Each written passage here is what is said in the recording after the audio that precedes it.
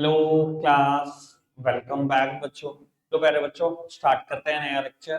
बेटा आज 3 टॉपिक यहाँ से खत्म करते हैं और उसमें से उसके बाद बेटा 2 टॉपिक ऐसे होंगे जो किसी स्कूल ने नहीं कराए होंगे। मैं बाद में बताऊंगा टॉपिक के नाम। उसके बाद मेरा सिर्फ जीएसटी बचेगा और कुछ नहीं बचेगा। मैं ना आ गया ना। केशव तो है, ये मेरे को पता।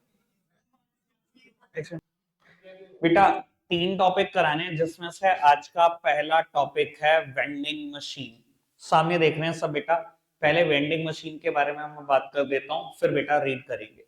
तो ये टॉपिक सिर्फ 2 से 3 मिनट का, आराम से समझ लो। वेंडिंग मशीन क्या है बेटा? ये एक न्यूएस्ट रेवोल्यूशन है मार्केटिंग के फील्ड में। और ये बेटा रिटेलिंग के लिए काफी एक अच्छा ऑप्शन हो सकता है। आज की तारीख में हम देखते हैं बेटा बहुत सारी जगहों पर ना वेंडिंग मशीन लगी हुई है, चाहे वो कॉइन ऑपरेटेड है, चाहे वो बेटा कार्ड ऑपरेटेड है, पर वेंडिंग मशीन है बहुत जगह पर। दिल्ली में आ जाओ, मेट्रो स्टेशन की बात कर लो, प्लेटफॉर्म पे आ जाओ, प्लेटफॉर्म टिकट्स की बात कर लो, वेंडिंग मशीन से बेची जा रही है। एक बेटा वेंडिंग मशीन का बेस्ट एग्जांपल एटीएम मशीन भी है। Automated teller machine ATM vending machine ही है, वो कार्ड ऑपरेटेड है बस। ठीक है जी। वो बहुत सारी वेंडिंग मशीन में ऑप्शन ये होता है कि प्रोडक्ट आपको विजिबल है। आप मेट्रो स्टेशन पे जाओ, आपको दिखाई देगा एक बहुत बड़ा सा फ्रिज है, प्रोडक्ट विजिबल है। ठीक है जी। अंदर क्या बेच रहे हैं भैया? प्री पैक्ड मिल्क बेच रहे हैं। मिल्क में भी भैया केसर मिल्क और कस्टर्ड मिल्क और डिफरेंट फ्लेवर का स्ट्रॉबेरी मिल्क, ब्ला ब्ला ब्ला, चॉकलेट्स, जितनी भी चीजें या बेवरेजेस, ठीक है जी, जिसमें बॉटल्स हो गई सॉफ्ट ड्रिंक की या वाटर बॉटल हो गई। अब भैया सबका प्राइस एक स्टैंडर्डाइज प्राइस है। ठीक है जी। जहां तक भी कॉइन आता है, मान लो 10 रुपए का भी पैक है, 20 रुपए का भी पैक है, 10 का भी कॉइन है मार्केट में, 20 का भी कॉइन है। आपने बेटा 20 का कॉइन इंसर्ट किया। ठीक है जी। 20 रुपए की आइटम आप कोई भी सेलेक्ट कर सकते हो। हर आइटम के नीचे दिया गया tag A1 A2 A3 A4 B1 B2 B3 B4, ऐसे करके 7-8 लाइन बनी हुई है और यहाँ सबके नंबर है। A1 प्रेस कर सकते हो, A2 B1 B2, जो भी नंबर आपको प्रेस करना है। आपने लेट सपोज कोई प्रोडक्ट देखा B3 पर था, आपने प्रेस कर दिया, B3 वाला प्रोडक्ट निकल के आएगा, बाहर जाएगा। ठीक है जी। बट बेटा हर चीज की अपनी एडवांटेज और अपनी लिमिटेशन है। यहाँ पर आप बेटा रिटेलिंग की तरह काम कर रहे हो, लेकिन आपको किसी भी स्टाफ की जरूरत नहीं है, एडवांटेज की बात। लेकिन बेटा बुराई की बात करूं तो बेटा इंस्टॉलेशन कॉस्ट कितनी ज्यादा है। कितनी ज्यादा इंस्टॉलेशन कॉस्ट है ये तो सोचो। ऑपरेशन कॉस्ट भी है। भैया फ्रिज है, बिजली का बिल तो आएगा आएगा, ऑपरेशन कॉस्ट भी है। इसके अलावा रीफिलिंग कॉस्ट भी है। भैया एक बार खाली हो जाएगा, रीफिल करने की भी कॉस्ट है। अगर आप 10-10 20-20 रुपए का सामान बेचते रहोगे, क्योंकि कॉइन ऑपरेटेड है, 20 से ज्यादा का कॉइन नहीं है, कितना ही कमा लोगे, तो ये नुकसान है। लेकिन अगर एटीएम मशीन की बात करूं तो एटीएम मशीन बहुत फायदे में रहती है, काफी अच्छा खासा धंधा हो जाता है उस चीज में। क्लियर है जी बात? यही है वेंडिंग मशीन। फटाफट से पढ़ना शुरू कर दो। 2 टॉपिक बचते हैं करने आज ही, पढ़ना ही है फटाफट से। चलो जी। अब बेटा एक मेरे हिसाब से तो मस्ट कम क्वेश्चन है ये। ऐसा कोई स्कूल नहीं होगा जहां पर बेटा दिखाई नहीं देगा क्वेश्चन।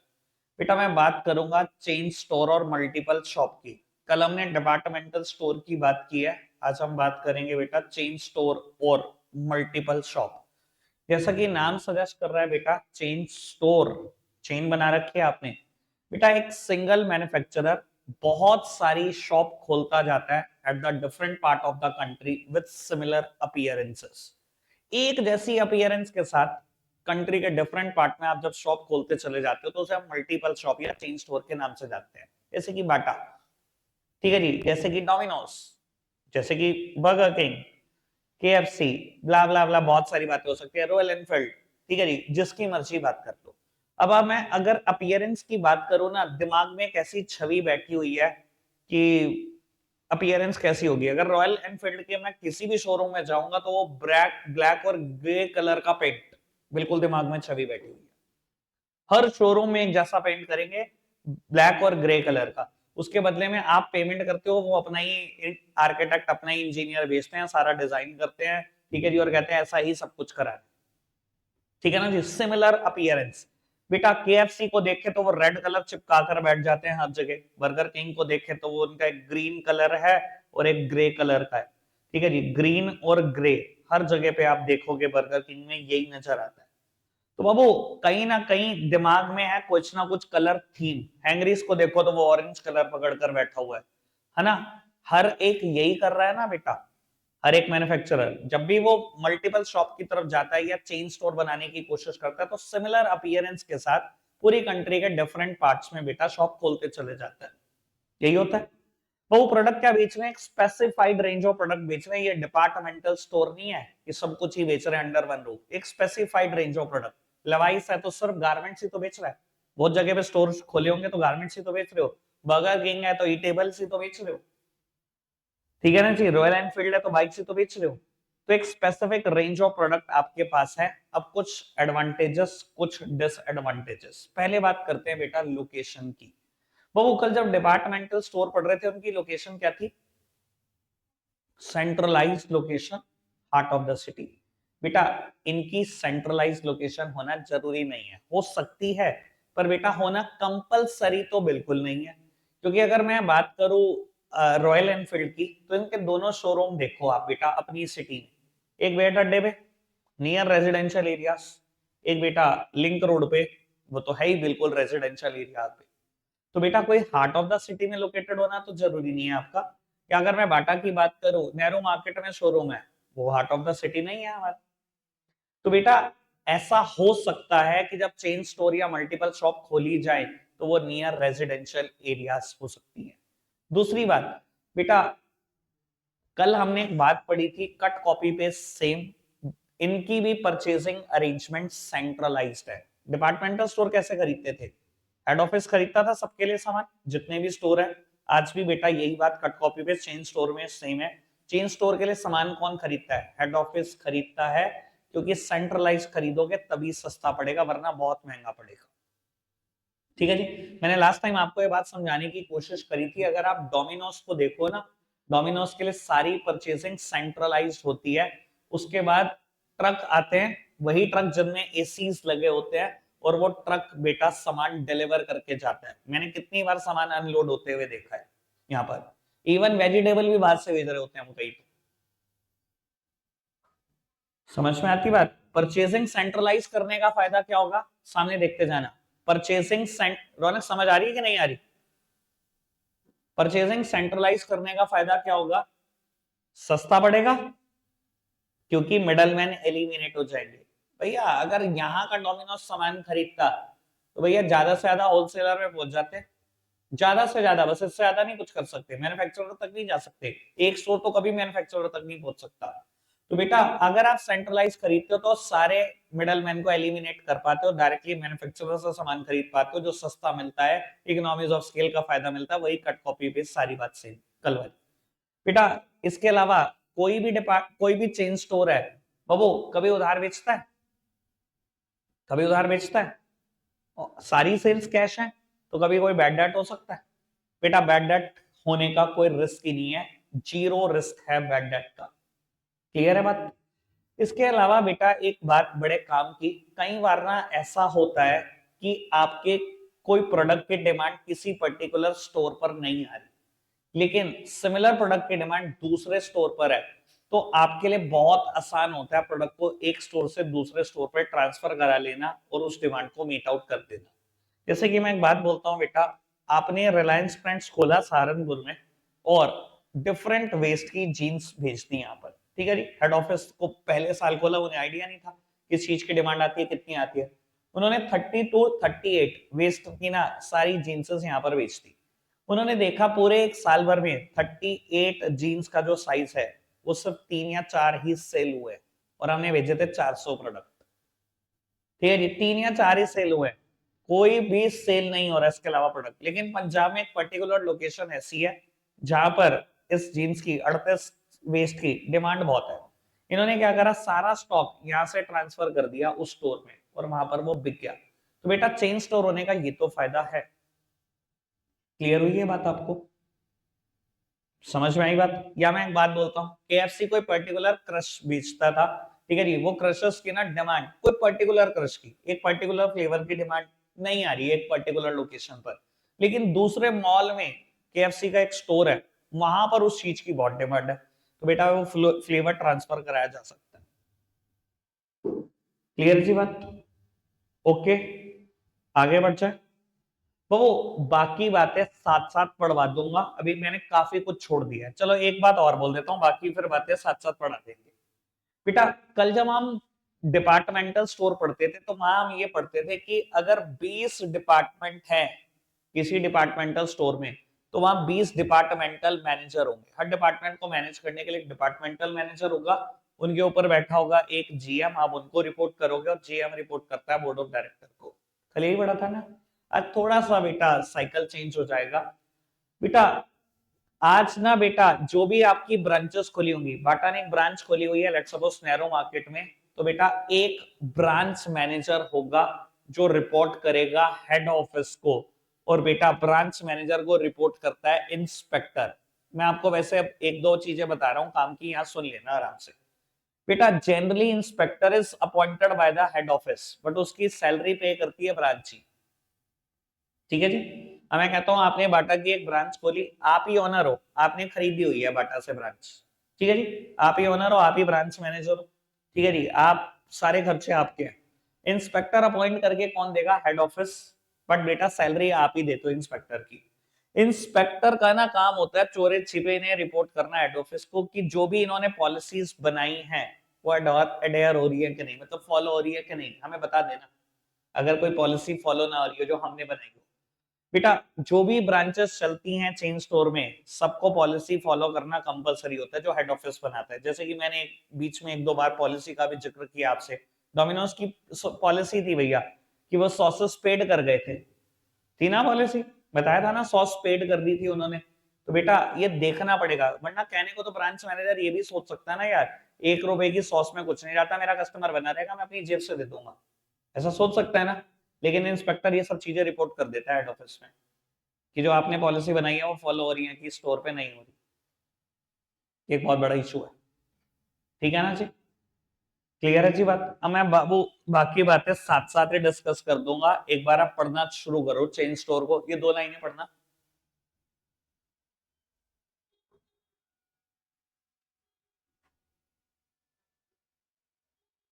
पढ़ते जाओ।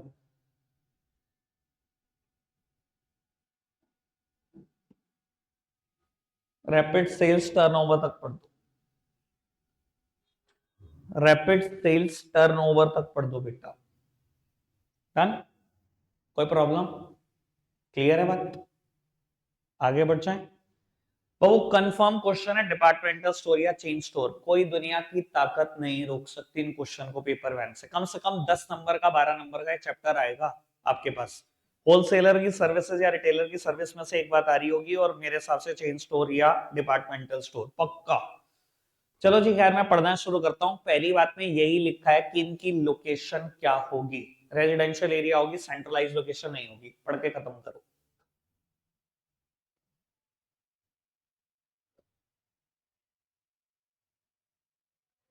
डन।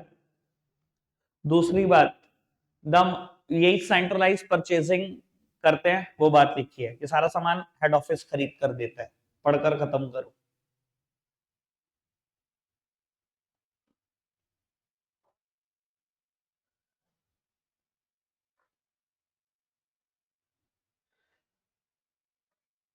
डन, कोई प्रॉब्लम? थर्ड वन, बेटा ये बात बताता हूं, मैंने छोड़ दी थी, लेकिन आपको मैंने पिछली बार बताया था, बात ट्रू नहीं है। देखो बेटा ऐसा बोला जाता है कि जितनी डेली सेल्स होगी, प्लीज सुनना काम की बात, जितनी डेली सेल्स होंगी उस सेल्स की रिपोर्ट ब्रांच मैनेजर को हेड ऑफिस को डेली बेसिस पर भेजनी होगी, पहली बात। दूसरी बात, कैश डिपॉजिट करना होगा अगले दिन उतना ही। तीसरी बात, आपको यह भी बताना होगा स्टॉक की रिक्वायरमेंट कितनी है। तीनों बातें सुन लो। आज जितनी सेल हुई डोमिनोज में, जितनी भी सेल हुई, तरीका यह है कि पहले सारा पैसा हेड ऑफिस में जमा होता है उनके बैंक अकाउंट में अगले दिन उतना। ठीक है जी, उसके बाद आपके प्रॉफिट का हिस्सा आपको मिल जाता है। ठीक है जी, पहले पैसा जमा ही होगा। दूसरी बात, आप बताओगे कितनी सेल्स हुई उसकी रिपोर्ट लिख कर दोगे। तीसरी बात, आप बताओगे कि आपको कितना स्टॉक और चाहिए फ्यूचर के लिए। मैं आपको बता देता हूं बेटा, मैंने पिछली बार भी बोली थी, ये चीजें सब ऑटोमेटेड हो चुकी हैं। ये बताना कि ब्रांच मैनेजर रिपोर्ट भेजेगा, ये बेवकूफी है आज की तारीख में। क्यों ये ऑटोमेटेड हो चुकी है, मैं समझाता हूँ बेटा।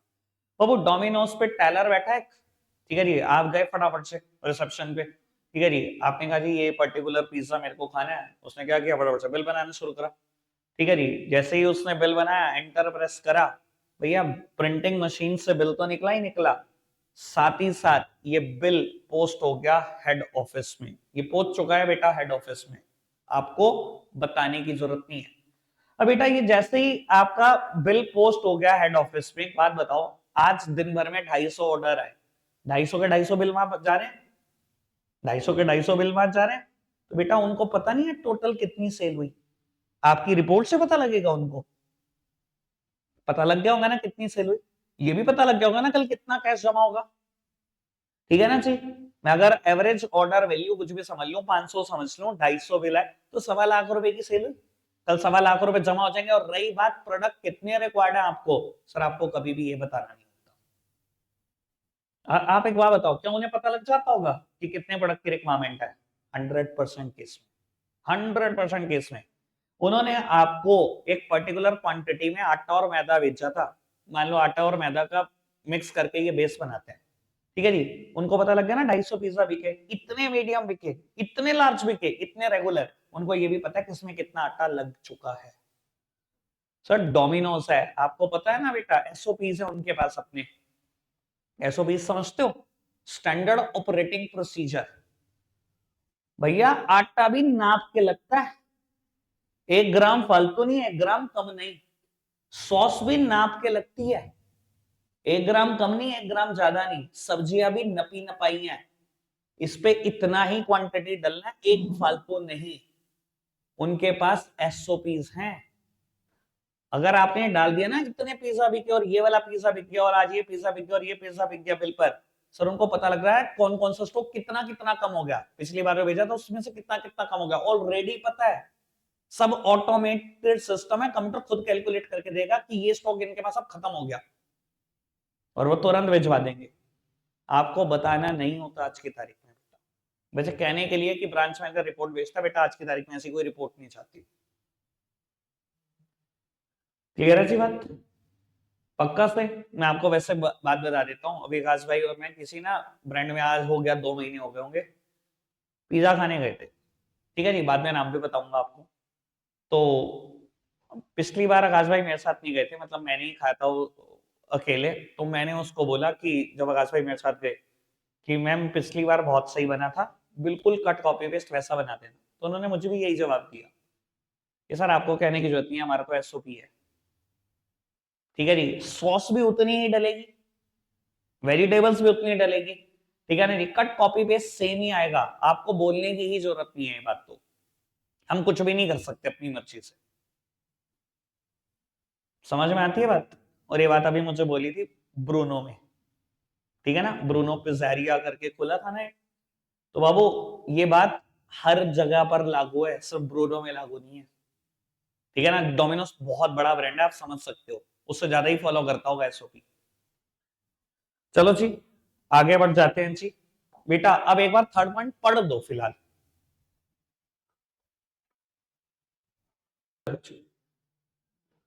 बेटा पढ़ा भी करो ना, जब पढ़ने के लिए टाइम दिया जाता है। कौरी पढ़ लो जी, फोर्थ पॉइंट पढ़ना जी, जल्दी से फोर्थ पॉइंट पढ़ के खत्म करो, ठीक है जी। हेड ऑफिस पॉलिसीज बनाता है बेटा, वो पॉलिसीज कुछ भी हो सकती है। मैंने लास्ट टाइम पर आपको एग्जांपल दिया था कि यूपी में पहले डोमिनोज ने सॉसेस को पेट किया, चंडीगढ़ में फ्री चल रही थी। हेड ऑफिस की अपनी मर्जी है, उन्हें पता है यूपी वाले चोर हैं, लूट के खा जाएंगे, सॉस में लूट लेंगे हमें तो, ठीक है जी। अच्छा जी, 5 सॉस लेंगे, एक पिज्जा पे डली, 4 जेब में। चलो खैर आगे बढ़ते हैं जी। बेटा ई पॉइंट पढ़ना, ई पॉइंट पढ़ना, वो कैश डिपॉजिट करने की बात करेगा बैंक में, जितनी सेल होगी, मैं पहले ही बता चुका हूं,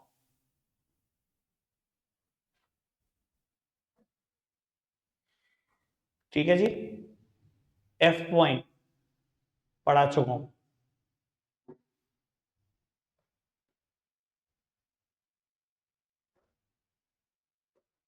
ठीक पुत्र, बढ़ जाएं आगे। चलो जी, आगे बढ़ जाते हैं बेटा एडवांटेज की तरफ। एडवांटेज पूरे 1 मिनट में खत्म हो जाएंगे सारी। इकोनॉमीज ऑफ स्केल का फायदा मिलेगा भैया, सेंट्रलाइज परचेजिंग है, सस्ता पड़ेगा इतना बल्क में खरीदोगे तो। ठीक है जी, पहली एडवांटेज, सेकंड एडवांटेज और सिक्स्थ एडवांटेज कोई फर्क ही नहीं है। लो कॉस्ट वही है, मिडलमैन एलिमिनेट कर दिया, सस्ता पड़ा। पहली में भी वही बात थी, एलिमिनेशन ऑफ मिडलमैन वही बात है।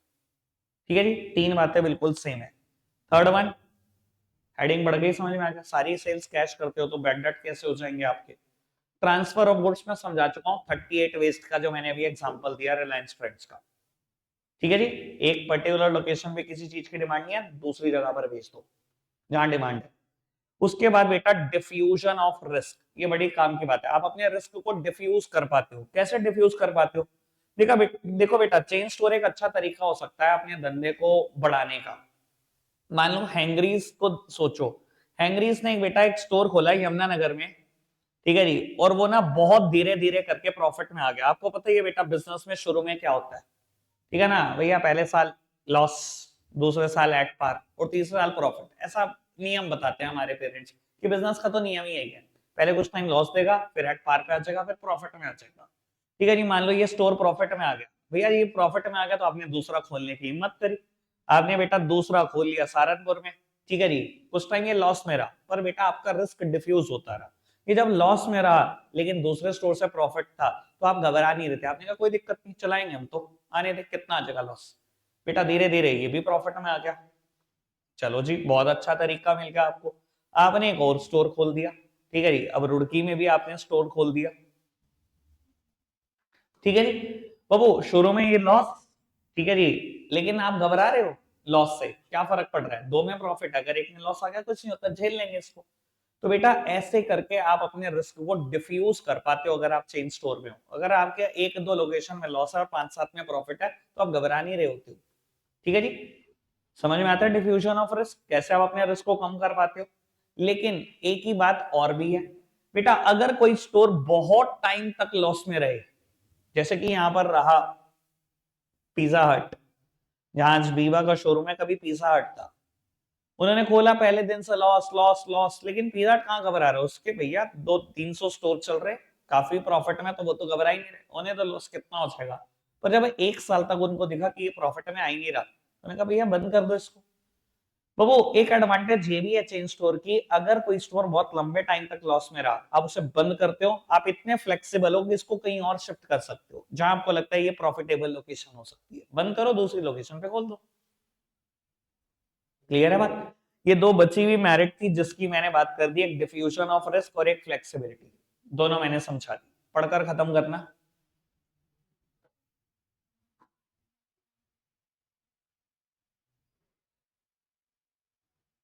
ठीक है जी, ऑल ओके। लिमिटेशन पहली, लिमिटेड सिलेक्शन ऑफ गुड्स, कुछ बताना है कि बेटा डिपार्टमेंटल स्टोर नहीं है कि भैया डिपार्टमेंट बने हुए हैं, 20 सामान मिलते हैं, या 50 बने हुए हैं, 50 सामान मिलते हैं। लिमिटेड सिलेक्शन ऑफ गुड्स है। रॉयल एनफील्ड के शोरूम में जाओगे बाइक ही मिलेंगी और रॉयल एनफील्ड की मिलेंगी, कोई और चॉइस नहीं है आपके पास। लेवाइस के शोरूम में जाओगे गारमेंट से मिलेंगे और वो भी लेवाइस के, कोई और चॉइस नहीं है आपके पास। Limited selection of goods. ठीक बाबू, second one, lack of initiative. Although मैं इनका मैटर पढ़ने में बिल्कुल इंटरेस्टेड नहीं हूं, आपको खुद ब खुद बात बताता हूँ। लैक ऑफ इनिशिएटिव की बात करता हूं बेटा। देखो, इनिशिएटिव क्या होता है, क्या चीज होती है इनिशिएटिव? बेटा किसी चीज के लिए आगे आना और खुद से डिसीजन मेकिंग करना। बाबू किसके इनिशिएटिव के खत्म होने की बात कर रहा है? ब्रांच मैनेजर के। बेटा most of the time branch manager ना सिर्फ इस बात पे डिपेंड कर रहा होता है कि हेड ऑफिस कब मुझे इंस्ट्रक्शन दे और मैं इंप्लीमेंट करूं। वो हेड ऑफिस ने ना कठपुतली बना रखा होता है, और मुझे कभी कभी लगता है यार ये क्या चल क्या रहा है दुनिया में, कि आप कई बार अपनी किसी प्राइम लोकेशन के लिए ब्रांच मैनेजर को उठा के लाते हो जो मार्केटिंग के, जिसके पास अच्छे से स्किल हो, जो बड़ा हेल्दी हो, बड़ा स्मार्ट सा हो। ठीक है जी, ऐसे लोग ढूंढ के लाते हो आप। सच में इंटरव्यू ऐसे ही होते हैं।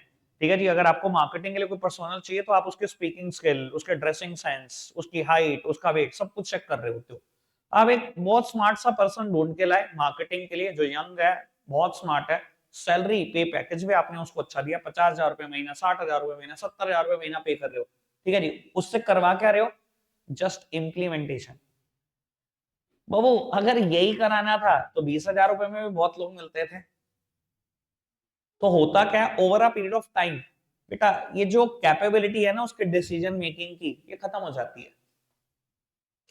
मैं हमेशा बोलता हूँ बेटा नॉलेज एक साल में 60% डेप्रिशिएट करती है, 2 साल में खत्म।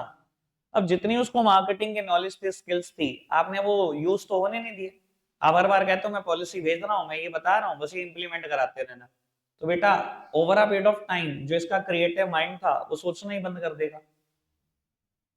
हर बार क्या कहेगा, सर आप ही बता दो क्या करना है, सर आप ही बता दो, खत्म हो जाएगा इनिशिएटिव। क्लियर है जी बात। आगे बढ़ाते हैं इसी बात को, लैक ऑफ पर्सनल टच। बेटा ये वही हेडिंग है, कल भी आ रही थी बार बार। पर्सनल टच का मतलब face to face contact present होना।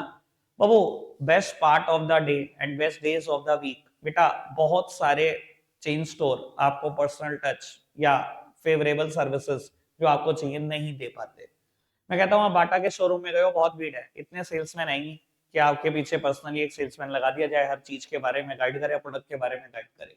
या मैं अगर खाने पीने के आउटलेट के बात करूं तो बेटा सेल्फ सर्विस है मोस्ट ऑफ द जगह। सेल्फ सर्विस है तो पर्सनल टच उतना प्रेजेंट होता नहीं। रिसेप्शन पे आप जाओगे, पेमेंट करोगे, वो पिज्जा रख देंगे, आप उठा के आ जाओगे। कोई बहुत बड़ा पर्सनल टच नहीं है, कभी पर्सनल रिलेशन डेवलप नहीं हो पाएगी आपकी। ठीक है जी।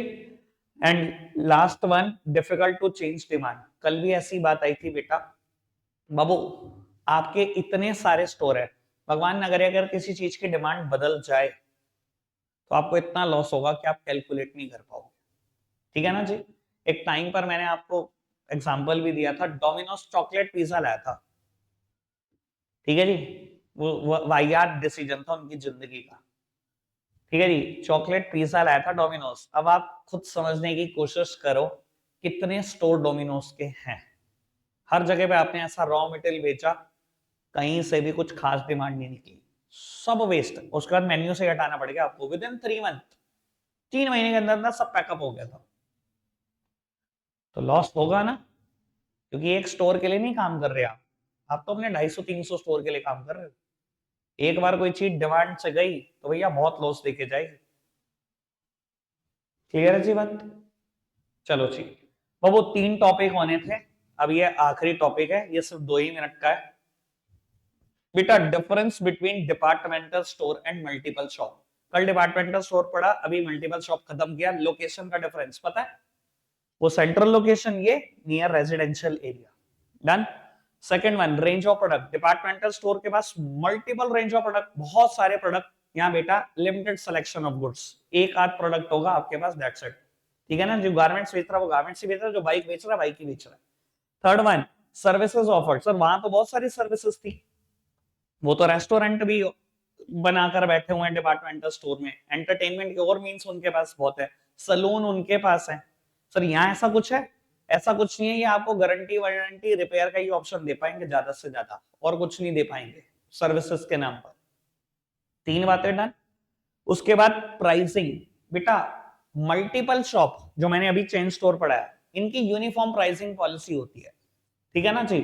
आप सहारनपुर से सामान खरीद लो, आप यमुनानगर से खरीद लो, आप रुड़की से खरीद लो, जहां से मर्जी खरीद लो, यूनिफॉर्म प्राइस है, बिल्कुल सेम प्राइस है। लेकिन बेटा एक बात बताओ, डिपार्टमेंटल स्टोर के डिफरेंट डिपार्टमेंट में भी यूनिफॉर्म प्राइस है। कोई डिपार्टमेंटल स्टोर है, मैंने मेरी तरफ देखो, कोई डिपार्टमेंटल स्टोर है, 20 डिपार्टमेंट है, सब में यूनिफॉर्म प्राइस है। यानी कि गारमेंट्स पे अगर वो 40% ऑफ देंगे तो किचन वेयर में भी 40% ऑफ देंगे, ऐसे। सर डिफरेंट डिपार्टमेंट में नहीं हो सकता यूनिफॉर्म प्राइस। मल्टीपल शॉप अगर यूनिफॉर्म प्राइसिंग पॉलिसी फॉलो करते हैं तो डिपार्टमेंटल स्टोर अपने डिफरेंट डिपार्टमेंट के लिए यूनिफॉर्म प्राइसिंग पॉलिसी फॉलो नहीं करते। 4 डिफरेंस। डन। आगे बढ़ो जी, क्लास ऑफ कस्टमर। बेटा डिपार्टमेंटल स्टोर कैसे लोगों को अट्रैक्ट ज्यादा करता है? हाई जेंट्री को, ठीक है ना, जिनके लिए price is of secondary importance, जो हाई इनकम ग्रुप है। लेकिन बेटा अगर मैं चेन स्टोर की बात करूं तो बहुत सारे ब्रांड ऐसे भी हैं जो सस्ते हैं। वहां बेटा आपका हाई इनकम ग्रुप का होना जरूरी नहीं है, अगर आप मीडियम इनकम ग्रुप के, लो इनकम ग्रुप के भी हो तो भी आप बेटा वहां पर जा सकते हो। बहुत सारे ब्रांड सस्ते भी तो है ना, सिर्फ महंगे ब्रांड है दुनिया में। पीटर इंग्लैंड सस्ता ब्रांड है, बहुत महंगा नहीं है। बर्गर किंग बहुत महंगा नहीं है, 29-39 रुपए की भी बर्गर है वहां। जरूरी थोड़ी है 120-125 का ही खाना है। ठीक है ना जी। तो हर क्लास ऑफ कस्टमर को अट्रैक्ट करते हैं चेन स्टोर या मल्टीपल शॉप। 5 difference clear. बेटा 6th डिफरेंस पढ़ना ही नहीं है, बिल्कुल गलत है। क्रेडिट फैसिलिटी, उधार दोनों में से कोई नहीं देता। 7th one flexibility. देखो बेटा डिपार्टमेंटल स्टोर के पास फ्लेक्सिबिलिटी है, वो 20 प्रोडक्ट बेचते हैं। अगर उनको लगा कि एक में मेरा मार्जिन कम हो गया या एक में कोई दिक्कत आ रही है तो एक बंद कर दो, 19 चलते रहेंगे, डिपार्टमेंटल स्टोर नहीं बंद होगा। लेकिन बेटा अगर आप मल्टीपल शॉप या चेन स्टोर हो और आपको लगे जो प्रोडक्ट आप बेच रहे थे तो उसमें दिक्कत आ गई, भैया बिजनेस ही बंद हो जाएगा। एक ही प्रोडक्ट बेच दो आप। क्लियर है ना जी बात। ठीक, रखते हैं आज के लिए इतना ही है प्यारे बच्चों। बाय।